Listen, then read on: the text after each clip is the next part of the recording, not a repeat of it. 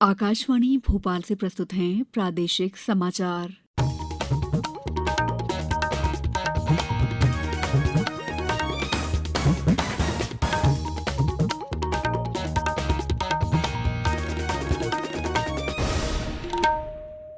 नमस्कार, समाचारों के साथ मैं दीपा सिंह। पहली एक अपील। कोरोना वायरस के नए स्वरूप ओमिक्रॉन को देखते हुए आपसे अपील है कि सतर्क रहें और पूर्ण टीकाकरण कराएं। 15 से 18 वर्ष के किशोरों और अन्य लोगों की टीकाकरण में भी मदद करें। सुरक्षित रहने के लिए कृपया 3 आसान उपायों का पालन अवश्य करें। मास्क लगाएं, 2 गज की सुरक्षित दूरी बनाए रखें, हाथ और चेहरा साफ रखें।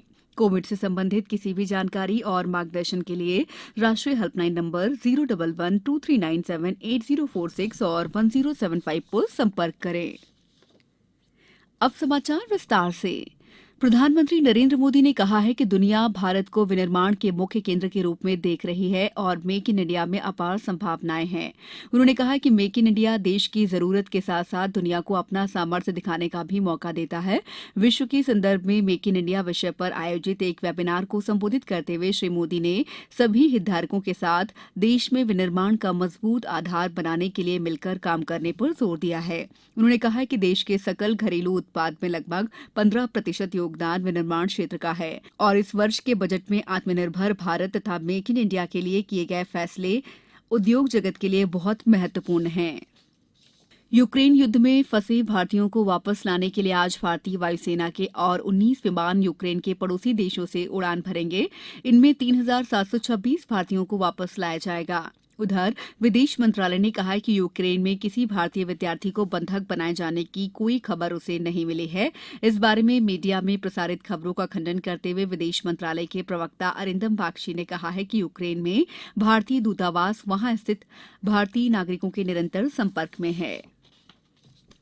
प्रदेश में बीते 24 घंटों में कोरोना के 259 नए मामले सामने आए हैं, जबकि एक मरीज की मौत हुई है।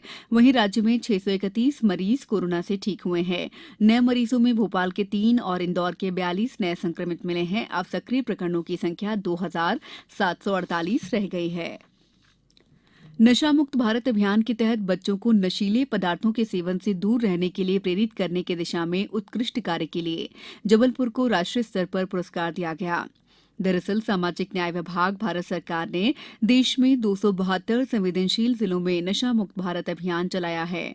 इसमें शामिल किए गए मध्य प्रदेश के 15 जिलों में जबलपुर भी एक है। ये सम्मान देश भर से चयनित 20 जिलों को दिया गया है। जबलपुर की ओर से ये सम्मान सामाजिक न्याय और निःशक्तजन कल्याण विभाग के संयुक्त संचालक आशीष दीक्षित ने ग्रहण किया।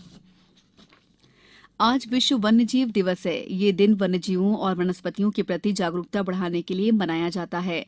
1973 में आज ही के दिन लुप्त हो रहे वन्य प्राणियों और वनस्पतियों के अंतर्राष्ट्रीय व्यापार पर हुए सम्मेलन की पुष्टि के रूप में विश्व वन्यजीव दिवस मनाया जाता है। संस्कृति पर्यटन और आध्यात्म मंत्री उषा ठाकुर आज भोपाल के रविन्द्र भवन में आयोजित 3 दिवसीय जश्न उर्दू का शुभारंभ करेंगी। इस समारोह में सुबह 11 बजे से रात 10 बजे तक कला और साहित्य से संबंधित विभिन्न कार्यक्रम होंगे। अब कुछ समाचार संक्षेप में। मुख्यमंत्री शिवराज सिंह चौहान आज प्रदेश के गांवों में गौरव दिवस मनाए जाने के लिए दोपहर 3:45 बजे वेबकास्ट के माध्यम से संबोधित करेंगे। खजुराहो सांसद विष्णुदत्त शर्मा ने बताया कि पन्ना में जल्द ही एग्रीकल्चर कॉलेज और डायमंड पार्क खोला जाएगा। शिवपुरी जिले में कल कर्मचारी संगठन पुरानी पेंशन व्यवस्था लागू करने की मांग को लेकर जिला प्रशासन को ज्ञापन सौंपेंगे। सतना के मैहर सिविल अस्पताल में 10 बिस्तरों के नए आईसीयू वार्ड का मैहर विधायक नारायण त्रिपाठी ने लोकार्पण किया। छिंदवाड़ा में ग्रामीण आदिवासी समाज विकास संस्थान ने ग्राम बेलगांव में 40 दिव्यांगजनों को ट्राईसाइकिल और व्हीलचेयर वितरित की। गुना में अंकुर अभियान के अंतर्गत कलेक्टर ने सखतपुर में वृक्षारोपण किया। कटनी में महिला बाल विकास विभाग द्वारा 7 मार्च से कन्या शिक्षा प्रवेश उत्सव अभियान प्रारंभ किया जा रहा है। आगर मालवा जिले में पहली बार मध्यप्रदेश खादी ग्रामोद्योग बोर्ड ने अपने उत्पादों की प्रदर्शनी स्थानीय टाउन हॉल में आयोजित की है। इस बुलेटिन में इतना ही।